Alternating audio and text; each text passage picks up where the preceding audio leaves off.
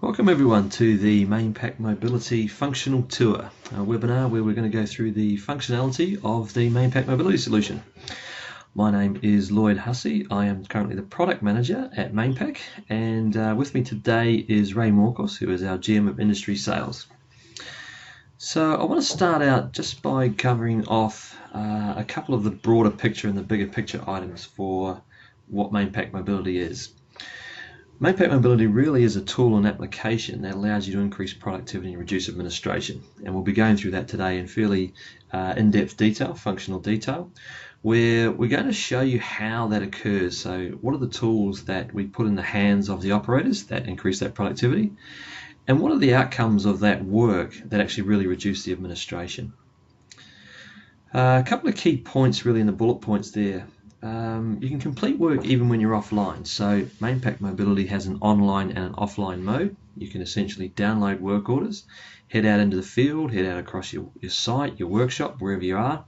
And even if the device is not connected to the network, say a Wi-Fi black spot or out of 3G or 4G range, you can still complete the work. And then when you are back in range, it will upload, or as we call it, sync back, so synchronize the data back to EAM, and all the information is captured by the operator, and then at a time when it's back in range, it will update back into EAM. Another thing really that I find very handy is platform independent, right? It means BYOD if you want. So we've gone on a functionality first approach with our mobility system. What that means is the same functions exist across iOS, they exist across Windows, and they exist across Android. So any device you can download from the appropriate or requisite app store, but all the functionality will work the same. Now part of that means that the base operating system is displaying the functions as the base operating system would. So we get variances across what iOS looks like, what Android looks like, and what Windows looks like. However, the functionality is exactly the same across the three device platforms, and the link back to EAM is exactly the same. So if you choose to go down a path where operators bring their own device, or there might be a contractor situation where they bring their own device, then they can bring any device. They just download it from the appropriate store and they can work, and the function's the same.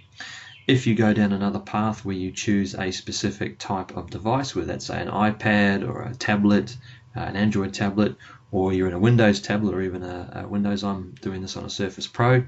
So you can choose either one and know that the functionality is going to be the same regardless of your choice of device. Of course, we use all the normal device functions, so we can take photos. You can use other device functions when you're in the field to call people if you're in range and chat and resolve issues. And all that really just builds up to effectively giving you much more ability to make your people productive, and by having all that information come into the background, reduce all the administration. So really the key parts, obviously, for people out there listening is, what does it mean for you? As you can see, the increase in the productivity, not only having the work come from EAM going down onto the device, but having workers in the field being able to undertake those ad hoc issues and ad hoc situations, such as generating a work request, recording a breakdown where they actually have done work, undertaken work, and then they can record what that is rather than writing on a piece of paper and trying to remember things and trying to work out what parts are parts. All of that information is available to them on the device. They can therefore finish the job in the field, have that synced all the way back to EAM immediately to give you a faster, more accurate picture. As we said, photos can be taken, and the last bit there is a little bit moving away from the technology itself per se, but the ability to identify and resolve issues quickly. I can take a photo of stuff, or I can call someone, I can use a mobile device, and I can resolve issues. And the quicker we can get the issues resolved, the quicker we can get the operator onto more work, and with more productivity we can get out of people. Similarly, from the administration side, having it keyed once and then having it moved across systems saves all of those rekeying times and all the potential errors that come from that. Creating work requests without calling an internal team. So really just using the ability of being mobile to help and save all that administration in the background. Parts can be added, labor times can be added, so work can be recorded on the device as well. And again, all just as a matter of saving administration. And again, the last point there, it means faster updates for better planning. So the quicker you get the information, the quicker you can plan, the quicker you can get the guys out working, or the quicker you can change and maneuver and move around your PM plans and what they do and what they mean. Now, at this point we're about to go over the demonstration, but just before we do, I just want to cover off a couple of points. We are using EAM very tightly coupled with mobility. So what you get in mobility is all based on your permissions and security structures in EAM. So you still use EAM. Now I'm going to be focusing very heavily on the functionality within mobility, not so much on the functionality in EAM. So if there are any setup questions, I'd like to ask you to hold those questions and we can deal with them at a different point where we can get into some of the deeper setup requirements for EAM. However, all of that flows down to mobility. So list information, permission information, even the data itself that comes down, the parts and information is all presented on the device as it exists in EAM. Now how we get the information from EAM down to the device is what we call sync, short for synchronization. So when you first log into the device, and when we go into the device, we've already taken the login process just to speed up the demonstration. So what you'll see then is information already down on the device, but that has come directly from EAM. And in this first instance, it is synced down when the operator logs on. Everything else then is what we call an incremental sync, and it happens in the background. So as I complete work, as I create a work request or a work order and I complete it, in the background it moves back up. So the operator is not sitting waiting, it just automatically happens in the background as a synchronization. Right, in saying that, let us now come across to the Mainpac mobility solution and let me introduce you to that. As I said, I'm working this on a Surface Pro Windows device, so what I've done is downloaded the Windows application, and this is the presentation with which the Windows platform can now see the device. Because mine's essentially a laptop, I have a window that I can resize, but this is essentially what would cover a normal tablet size or other device that you would use out in the field. Over here we have the three hamburger menu, 3 lines, we call it a hamburger. Above that we have a back button, here we have the title bar, and in the middle of our home screen we have all the optional process keys we can choose. Let me first just take you through a quick separation between the two menus. Over here the hamburger menu is effectively the user-based menu. So we've logged in as Mark Mechanic 1, I'll explain that scenario in a short while. And these essentially are then the user-based options that Mark has.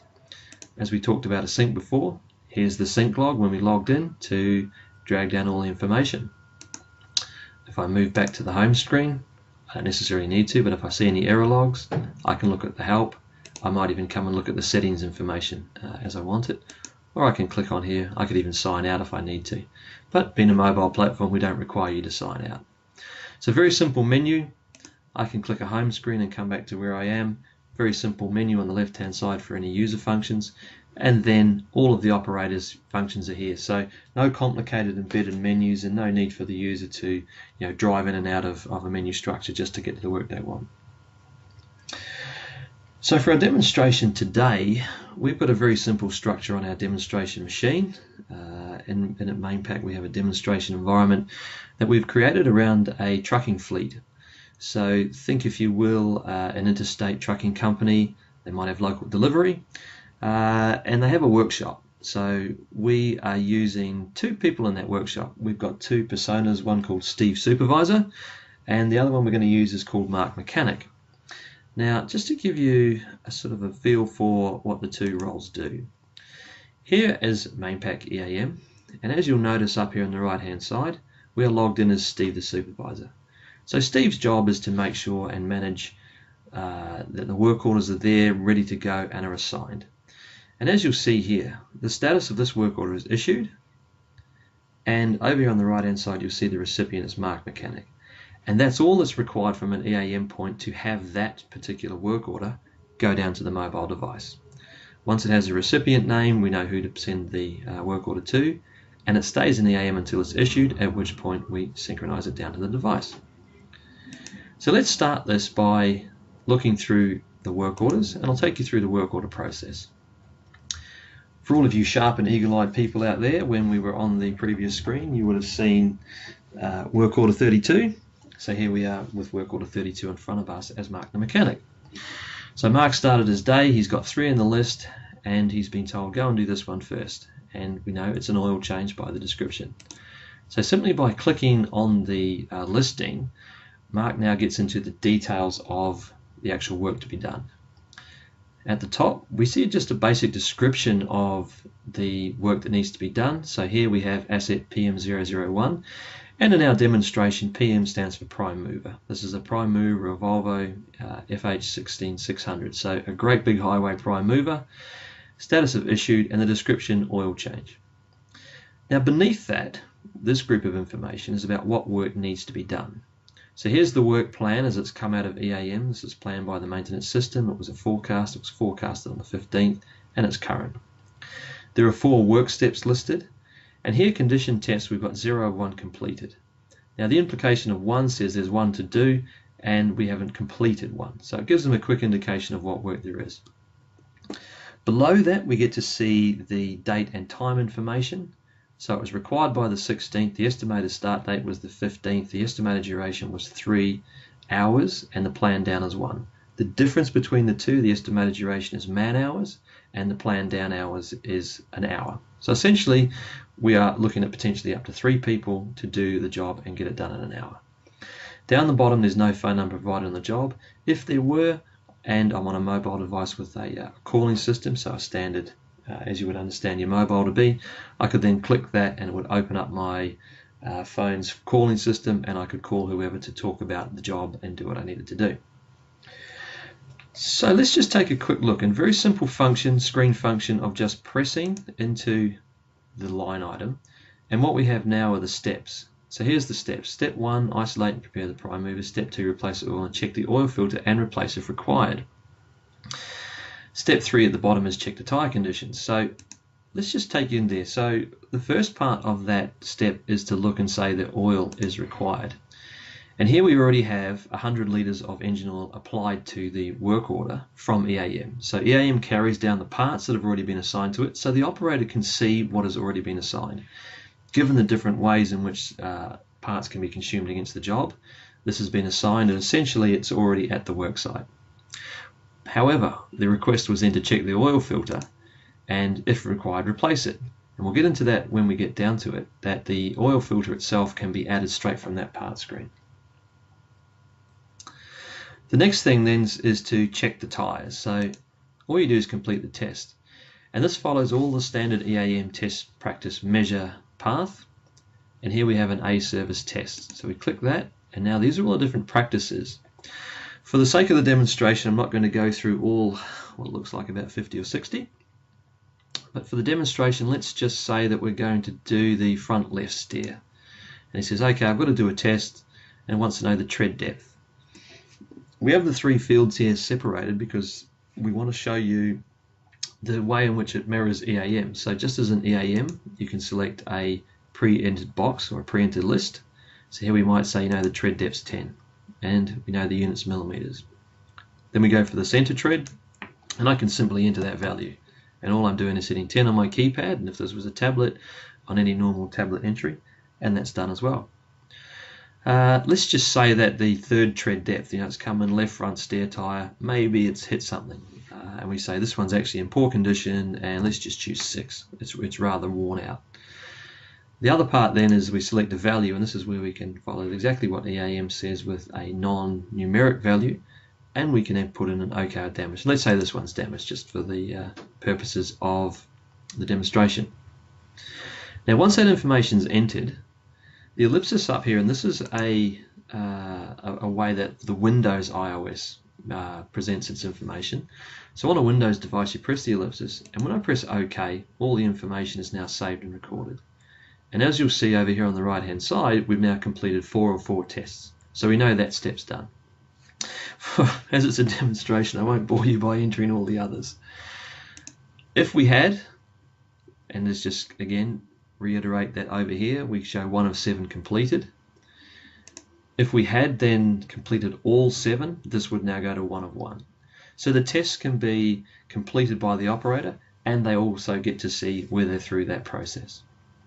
So let's leave it up to the mechanics to do their job. While we aren't prescriptive in mobility by actually having them have the mobile device with them as they take every step through the process, we do provide them, as we've seen before, the steps that they can view what has to happen. The assumption is that they now go and complete that work, and it's up to them to get that work completed. What we aren't doing is we aren't following a safe work practice methods, stepping through everything and actually controlling them on a device, which would just be difficult for most engineers to try and fix a part, get it all over their hands and press something on a screen. So at the end of the job, let's go and say they finished the job. At the end of the job, they've consumed the engine oil, and the request was to check the filter. And let's say that halfway through that they check the filter and they go, yeah, absolutely, we need another filter. On the Windows device, we click the menu option, or the three dot ellipsis, and we click use a part. Now what the part then is, brings up the part selector. You'll notice a couple of things. Firstly, select from list. If I wish to do that, I click the button and up come a list. Before we do that, I just want to point out this piece over here, which is the barcode symbol. So within a barcode, and I won't do it on my device, we don't have a barcode prepared for the demonstration. If I click that, I can now use the embedded barcode reader within the application that links to the camera, which can then actually resolve a barcode. So should you have any of your parts with barcodes on them, rather than trying to find a number and key it, you can just scan that and resolve it. Alternatively, if I select list, I can now come up and I get a list. If the list is small enough and I know what I'm looking for, I might be able to select it, or I click the filter. So in terms of it being an oil filter, we're going to use a filter called Volvo LF500. So to find it, the operator has two options. The first one is if I know the part number, let's say I know it's something like LF. Oh, and it finds LF. Alternatively, if I don't know the part number, but I know I'm looking for an oil filter, I could either type in filter, and it will resolve it down to the filters, and then I know which one I've got. Alternatively, I might not even know it's a filter, but I know it's something to do with oil. So I can enter oil, and then all I do is literally just select from the list. So couldn't be easier. I find it, I click the select, I find it through the list, I can filter through the list, and I press it up there. The next thing, click a button or enter directly, simple buttons just to increment by one, and I've got a part. And now I'm about to use the part. So again, I click OK, and now the part, the oil filter, has been added to the parts on the work order. Great, happy days. You know, as we said, it's helping the administration in the back end. They can see the parts they're using, and automatically it's assigned to the work order, and the information flows straight back. So no paperwork following at the end to be rekeyed into the system. Steve, the supervisor, has all the information when it's done at his fingertips. Now, as far as attachments goes, here's a photo of PM1. There was me at work recording the webinar. So I've taken the liberty of doing that just so that we speed up some time. And all I need to do if I want to do another one is literally click the button and off I go. What that leads to then is the ability to capture any issues, any discrepancies, any oddities, anything that's strange about it. Or the other way to say, you know, here's a really nice job that we've done. This is the truck that came in, and here's the driver waving as he goes away, happy, smiling, we've done a great job. Really, whatever out there in your business that you can utilize capturing a picture for, it's really brilliant for that.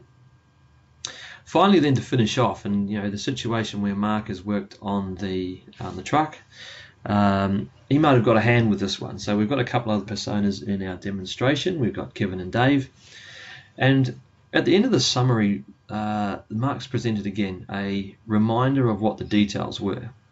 There was an oil change on the Prime Mover 01. Condition test 0 of 1. Now right now we follow the standard EAM convention that condition tests can be, you can finish a work without completing condition tests. So in this situation, even though we haven't done all the tests, we can still complete it. Parts added at 2, so we had the engine oil firstly, and we've added the oil filter.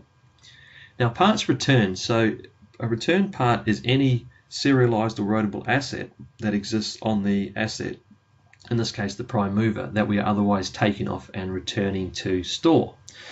If there's actually anything other than a serialized or a roadable part, then we treat that as an ad hoc issue and we let the operators deal with that directly with the store.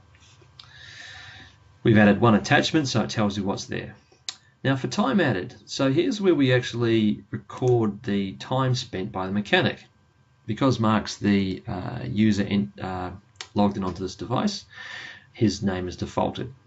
Now let's say he spent an hour on it. It was a full time for an hour, and the time units are exactly the same as EAM. So hour 1 is time, hour 2 can be time and a quarter, time and a half, whatever you've set up there, with hours 3 and 4 being double and say penalty rates or public holidays. And all we do is we literally save that record. So it's a very simple way for the mechanic to go, okay, I've spent an hour on the job and it's now recorded against it. But as we mentioned, Mark had a little bit of help. So all we do is we remove Mark from the list, select the list, and we wanted Kevin. So Kevin Mechanic 2, and he came and gave half an hour. So I'm going to put 0.5 hours into that one, and it's the hourly one rate, and I'll save that again. And now what you see then is both records, the individual records are listed with a summation. 2 operators, total of 1.5 hours of work, man hours of work on the job, and both of them it's at the standard rate. Let's go back now to the summaries tab, and as you can see that gets updated here, so we can see at a summary very quickly the total that we've added. Mark scratches his head and goes, yep, that's about right, no problem. He can note any work done, oil change and filter change, and I have the same ability to spell as most people, and complete it. There's only 2 steps left. The first one is to identify the new status for the order. We have a very simple 3-step status in our demo system, but again this box is reflective of whatever statuses you have in EAM, and it's also reflective of how you wish to manage the completion of work orders. Just as an example, if this was a job that took longer than 1 shift, we could put it, say it's completed but in progress, and handover, and we could update it from Mark the mechanic, send it back to Steve, who could then assign it to someone on the next shift to complete the work. However, for the simplicity of our demonstration, let's go to completed. That's now changed the status of the work order. We've gone for an explicit finish and sync. So what this does is the operator clicks the button and it comes up with a confirmation. It's an explicit way for the operator to go, yep, I'm done. Done, first count, call, second call, third call, done. I'm ready to go and I'm done. We get the confirmation box just in case I've brushed the screen or fat fingers and it's not going to disappear off his device and create a bit of an administration nightmare where I've got to get it back and get it back to him and get it completed. But quite quickly, I can hit finish, and now in the background the work order is syncing back and it's been removed from the work order list. So very quick tool that can improve the productivity. The work orders now just keep sitting in the list screen, and Mark the mechanic, as part of his normal day, would just go to the next one and go to the next one and go to the next one. Simply put, he would click it. This is for a trailer, a drop deck tag, carry out service in accordance with manufacturer instructions and work order steps, report additional rep requirements. This one has 11 steps, and you can see from our test data we've had it in the system for a little while. So that's work orders. Very simple ability to add. We don't define the actual work steps, so we don't try and interfere with the activity of the operators, but we do allow them in a very simple and easy way to go about their job, to record the information they need to record, and to finish it with all the summary information they've got. If we head back to the home screen now, Mark the mechanic can now get on with the rest of what he wants to do. Let's just take a quick look back into EAM. And as you'll see now, order 32 was the same one. Because we had it up as issued, I just simply did a search on it to refresh the information. And now all the information has been completed. So the status is completed as it was put onto the device, and the Mark mechanic and completed date have been assigned to it. If we were to go in and view the work order parts, here is the engine oil that we first put on it, and here's the engine oil filter that we assigned to it during the work order. So all of that's recorded back in the work order. Now Steve has a really easy job of looking and saying, okay, what's there and what's going on. The steps are done, as is the planning. And of course, across here under our transactions, we now have the recording of 1 hour of Mark Mechanics time and half an hour of Kevin Mechanics time. So again, it's removed all of the flow of paperwork back from the floor into the office. Steve supervises here in real time or near real time and going, great, I've got everything I need. I can now close that off and complete the job. We speed it up, we clean our system out, we can keep everything working. So again, nice little handy tools that mean a lot to guys who have to repetitively do the same job function over and over and get it sped up for them. Okay, let's move on now to round work orders. For those of you who are not familiar with round work order, very similar to a work order, as you'll see, a very similar look and feel to the work order. However, we're expecting to go through multiple operational assets through the steps component. And here, as you'll see, we've got 0 of 3 steps completed to indicate there are 3 steps to do. If we read the description, we've made a very simple demonstration here for a fleet meter reading. Work plan, carry out meter reading on prime mover fleet. So the idea is we are going to go through each of these assets and we're going to undertake a meter reading. This is very similar to where you might be doing something like, say, fire extinguishers, where I'm going to go and check all my fire extinguishers through a building. I have one round work order, and each step would be a different fire extinguisher. It might also be very similar to a meter reading, a literal meter reading, where I'm going out to read either domestic or commercial meters, where I have one work order to cover a street, a suburb, however big you want to make that. And then I just go through each meter and do the reading and undertake the activity. Now on the right hand side you'll see a red circle with a cross. That doesn't mean there's anything wrong with it, it just means we haven't completed it. So to complete a round work order, we go into the step, and now we've got all the step detail. At the top, meter reading for PM001, and remember PM was our prime mover, so pretty much the prime mover we just did the oil change on. Point description is read the odometer of the asset. Here's the information. Now if the operator wishes to recall when they started or finished the job and how long it took them to do that, they can enter the information here. For simplicity, we're going to come down to the next section which says the meter. So meter, PM001 for kilometer, and I can now choose firstly whether to make an actual meter reading. I would select reading, and let's do that. And now I do the actual reading of the odometer. Let's say this truck is 27,500 kilometers old. And by simply saving that, I've now made the meter reading. The entry, as you can see here, is recorded. Now, for this specific round work order, there are no condition tests to make. We went through the tests and we showed you how that worked in the standard work order. And then I can make any other notes. For this one, let's just say it was easy to get to. And just as EAM for a normal step, the operator must complete with a yes and no or not applicable. So in this stage, we say yes, and simply move on back to the steps. And now we see a nice big green circle with a tick in it. And that tells us very quickly that that step has been completed. The concept is very much then I just follow the program. A bit like following the bouncing ball, I just go to the next step and I undertake the whole process again. Meter reading on PM002, read the odometer of the asset. In this case, we're not looking to record any time information. Let's say this one will be a usage, so I'll leave it at usage. As you'll see, handily the title stays at usage and doesn't move to reading. And let's add 6,000 kilometers to it. Again, click save. Usage is on the information in front of me, so if I've made a mistake, I can come back in here and I go, oh, it wasn't 6,000, it was 5,000. And save. So I haven't so much committed right at this point until I can get that done.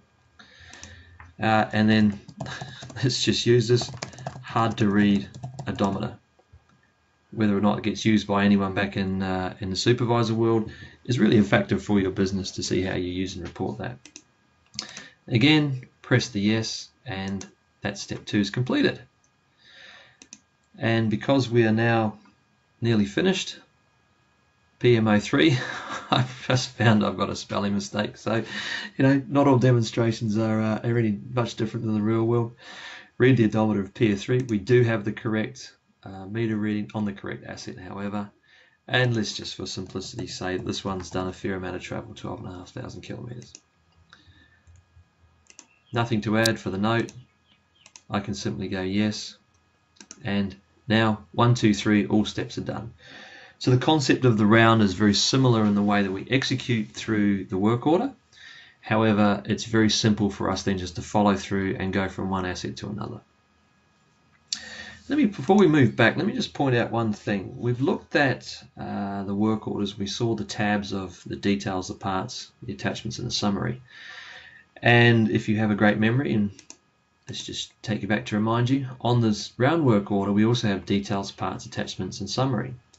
However, for the steps, we also have added the ability to create an attachment against the specific step. So, let's say for prime mover 1, we had an issue with the prime mover, getting onto it, finding out very difficult to get to, then we would otherwise come in here and add an attachment to it. Alternatively, we can add an attachment as a standard, take a picture, to the whole of the round work order. So you can then record something against a specific detail of a step, or you can record it as the round order as a whole. And that could be anything from access information or dockets or other information, or the site. Say it's a fire extinguisher and a check in a building. You could take a photo of the building for the big ones and then the fire extinguishers down. If there were any parts consumed, and in this demonstration there weren't, we could follow exactly the same process as a work order. Click the ellipsis, click use a part, add a part, and then the round work order has consumed the part. And again, just because it's the same process flow, it's going to help the users and the operators intuitively guide themselves through round work orders as they do work orders, which also in a small way helps to improve and increase the rate at which adoption through learning comes along to it. So as we're all human beings and we get something presented, something new, the first time through, it's a little bit slow because we're learning out how things work, we're learning how to intuitively move through it. And so rather than making each different flow a separate flow, we try to make them as similar as we can so that the commonality and the intuition can be used across the different processes. And just as we had with the work order, the status, the description, the steps are completed, there were no tests to make, we didn't add any parts, we didn't return any parts, we didn't make any attachments.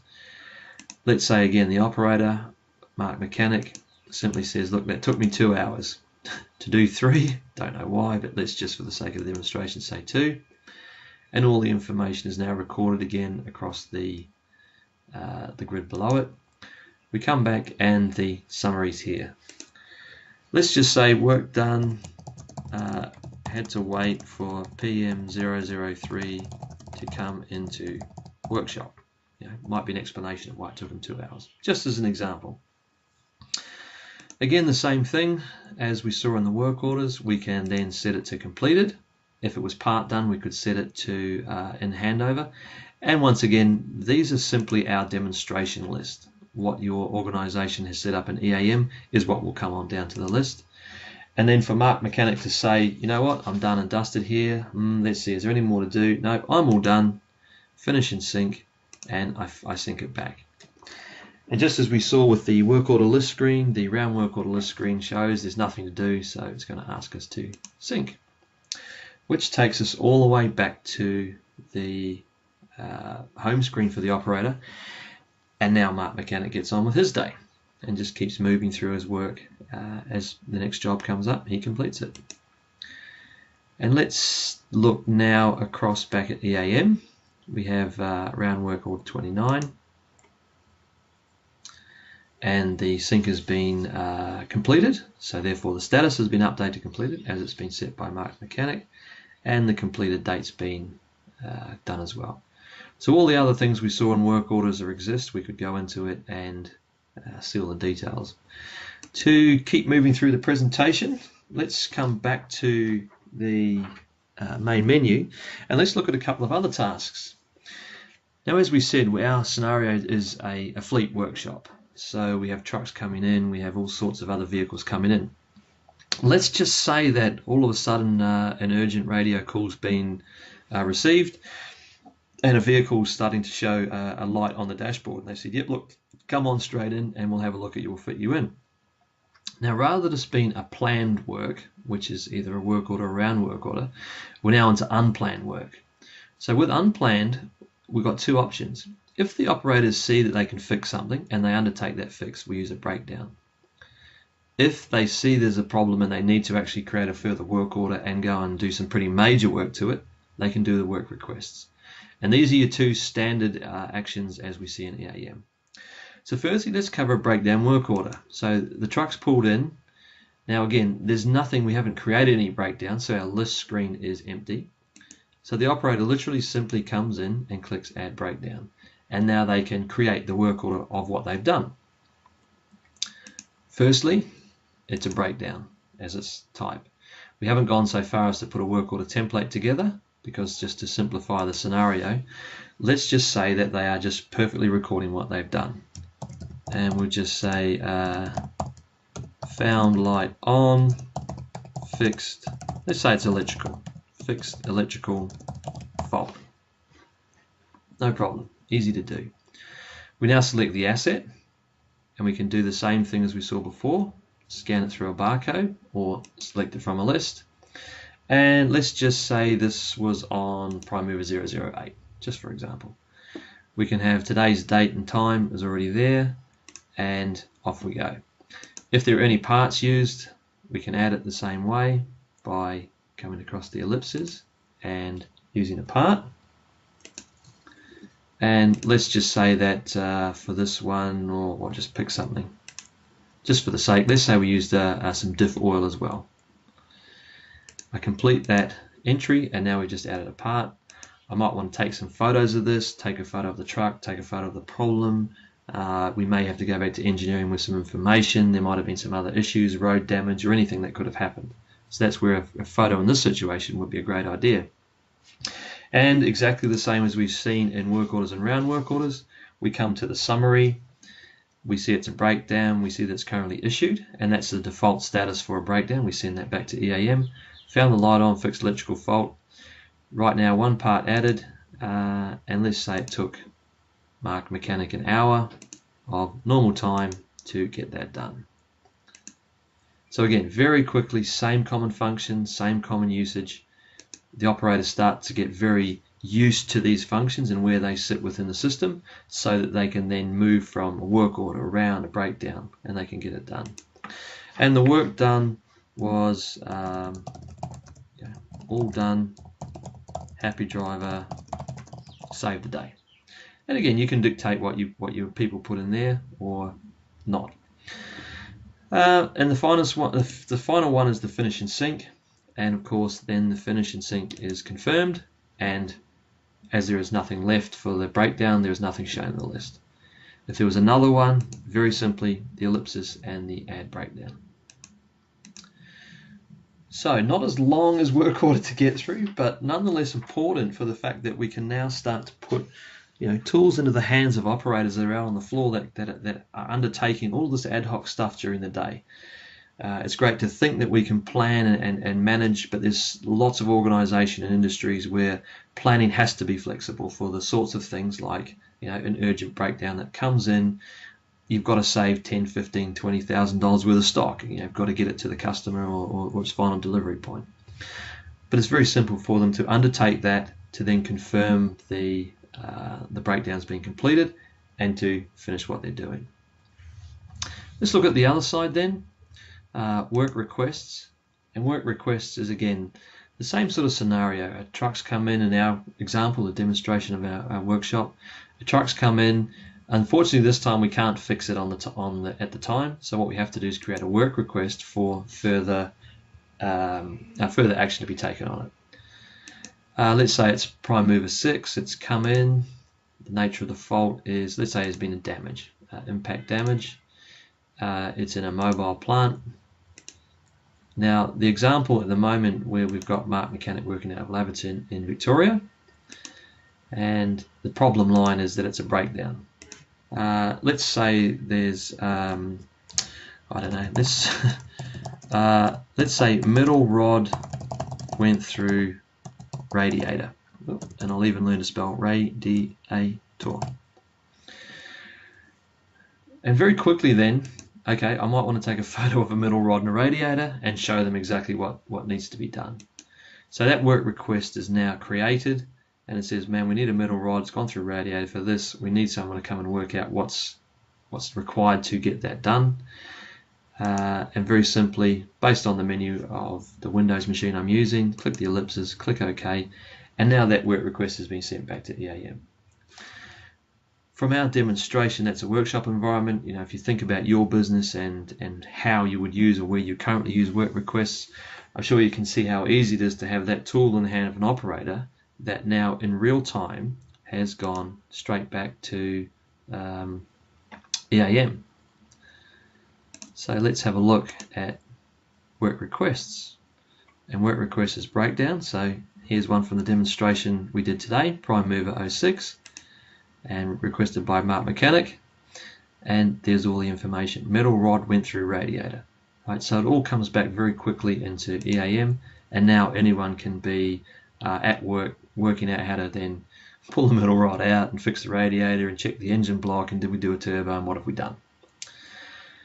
And then just to go back and look at the other one we did, the breakdown work order, which if I just change that to created on the right date, we now see the breakdown work order for electrical light found light on and fix the electrical fault. So again, all this information has come back with all the details that we saw. All right, let's just take us a bit of a change of pace. Now, as you see, all the functions on the left-hand side are all of our actual work functions. The functions on the right-hand side are more of our ad hoc activity. So the first one being the operational asset details. Right now it's very simple. You can select from the list, or as you see on the right hand side, you've got the barcode option.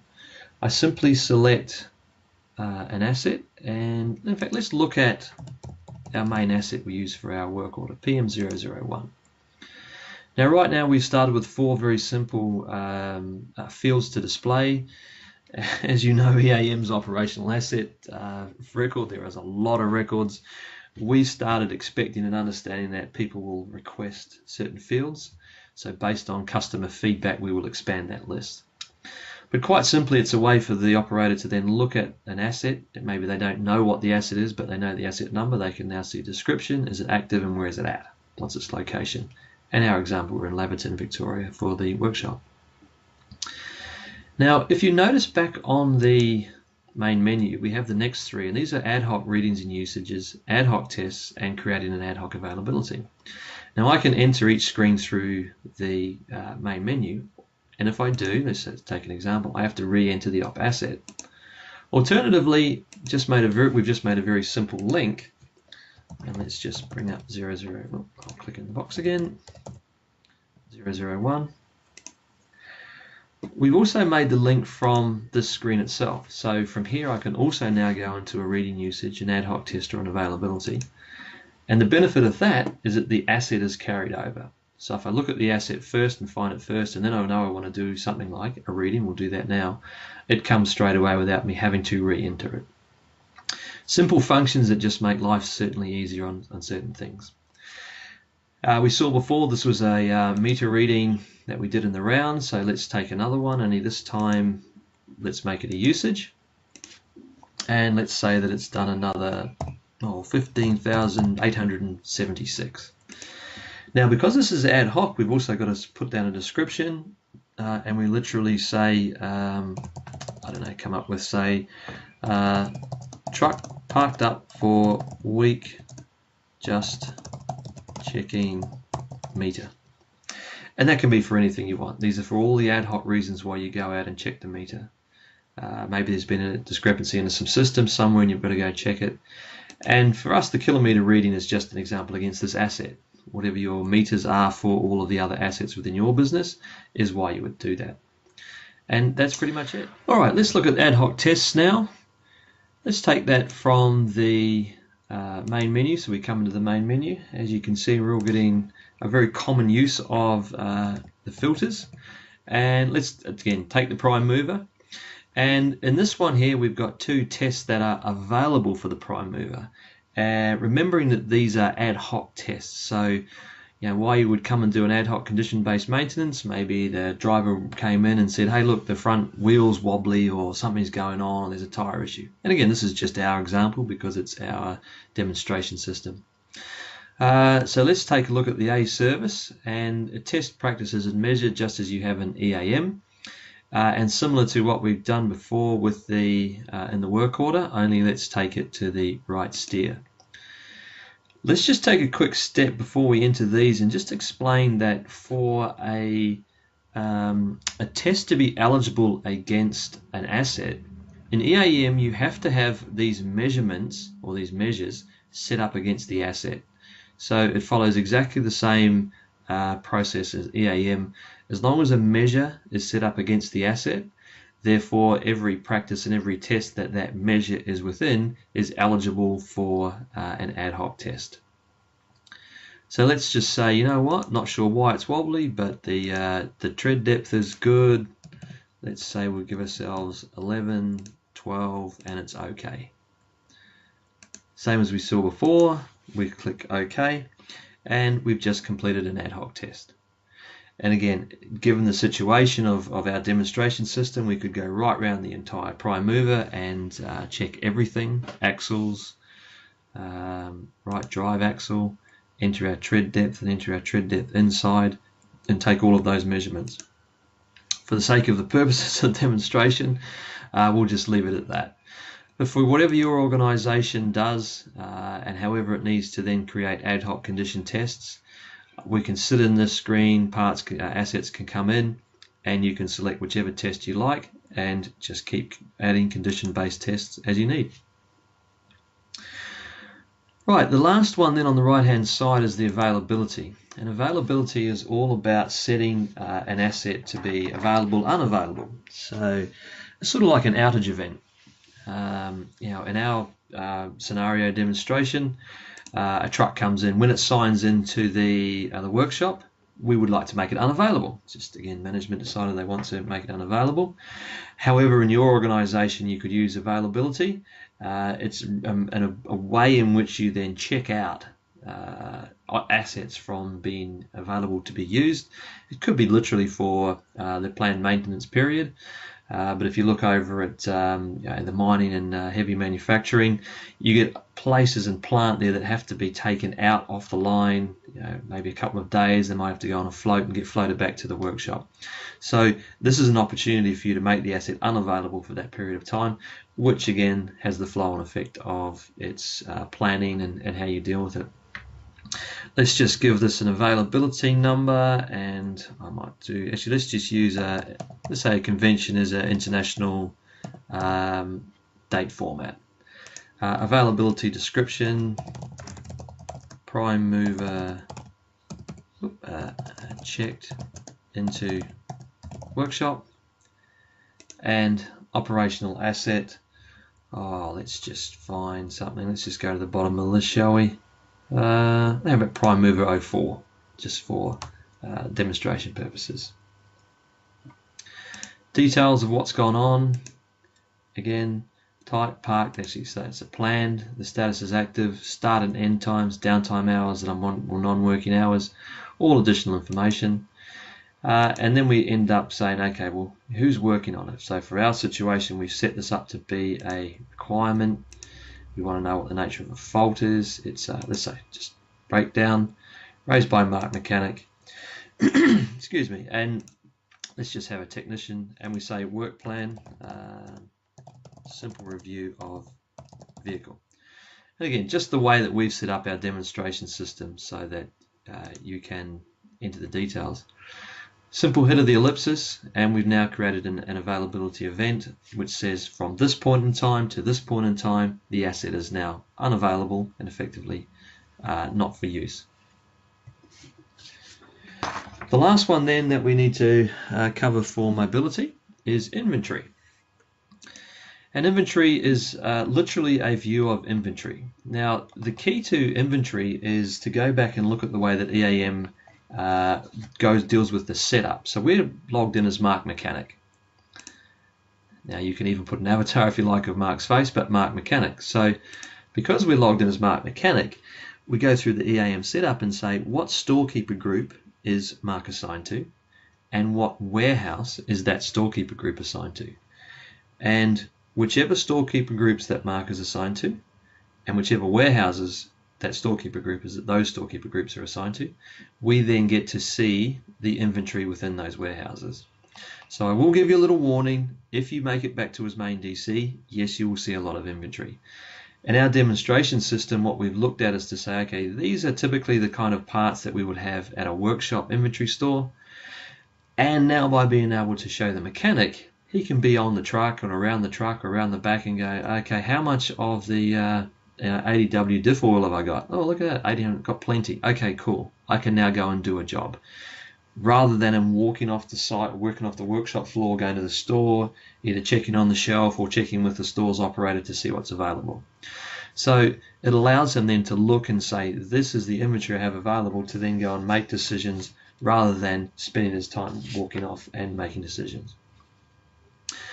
Quite simply, that's what inventory does, but you can apply it across to things like mobile work trucks, where I might have mobile operators out in the field who can then have a van full of parts or a ute full of parts.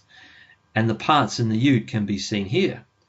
Now, in terms of the guy being out in the field, may not mean too much, but when they come back, that information can be used for replenishment back into a truck.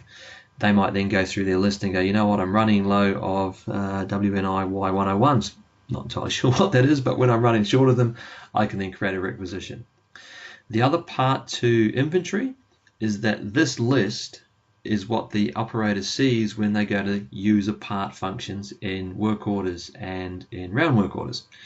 So essentially what you see here, or what the operator sees here, is their eligible list to use a part. If it's not here, it's essentially considered not accessible by the operator, and therefore they have to work out how to get the part to them for the job that they're doing. Okay, well, that's pretty much it from me. That's the functional set from within mobility. Really, now we come back to the presentation proper, and let's go and just ask questions. And I'm looking over at Ray and he's saying no, there's nothing we want to deal with right now. Perfect. Okay, let me leave it with you. Again, big thank you for your time to come and watch our webinar. Appreciate that. You know, we all lead busy lives and industry's got a lot of pressure on ourselves and our time, so thoroughly appreciate you coming along and viewing the content.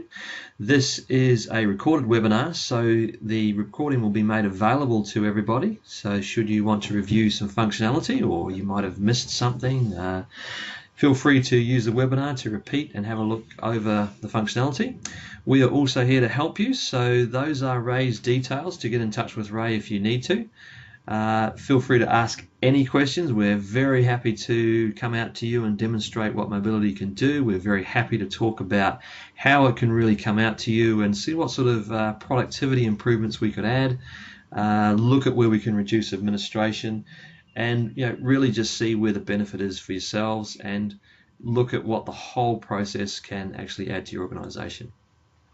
So very lastly, a very big thank you from me. I hope you enjoyed the session, and we'll see you shortly.